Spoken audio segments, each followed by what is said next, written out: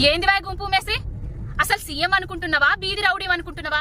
నీ ప్రజా వ్యతిరేక చర్యలను ఎప్పటికప్పుడు ఎండగడుతున్న మహిళా జర్నలిస్టులు సరిత విజయాల మీద ఈ రోజు నువ్వేదైతే 100% చేసిన రుణం మాపి అని ఊదర కొడుతున్నావో నీ ఊర్లో జరిగిందా లేదా అనేది ప్రజలకు తెలియజేద్దామని వెళ్తే నీ వీధి రౌడీలు నీ గూండాలతోటి నీ అనుచరులతోటి వాళ్ళ మీదికి భౌతిక దాడులకు దిగి వాళ్ళ ఫోన్లు వాళ్ళ మైకులు లాక్కొని వాళ్ళ మీద దాడులు తిరిగినవంటే ఎంతటి హేయమైన చర్య. అంటే ప్రశ్నించే గొంతునన్నో ప్రజా పరిపాలన అన్నో ప్రశ్నిస్తే తట్టుకోలేకుండా ఉండి నీ అనుచరులతోటి నీ గూండాలతోటి దాడులు చేపిస్తున్నావు. ఎవరైనా ప్రశ్నిస్తే వాళ్ళ మీద కేసులు చేస్తున్నావు. అసలు ఇది తెలంగాణ అనుకుంటున్నావా, నీ అయ్య జాగిర్ అనుకుంటున్నావా, ఏమనుకుంటున్నావా? అసలు పాకిస్తాన్ లో ఉన్నదా ఏమన్నా? కొండారెడ్డి పల్లె తెలంగాణలో ఉన్నది కదా. ప్రశ్నించే హక్కు ప్రతి ఒక్కరికి ఉంటది కదా. ప్రశ్నిస్తే ఎందుకు తట్టుకోలేకపోతున్నావు? ఎక్కడున్నారయ్యా జర్నలిస్టు సంఘాలు? ఎక్కడున్నావమ్మా మహిళా కమిషన్ అమ్మా?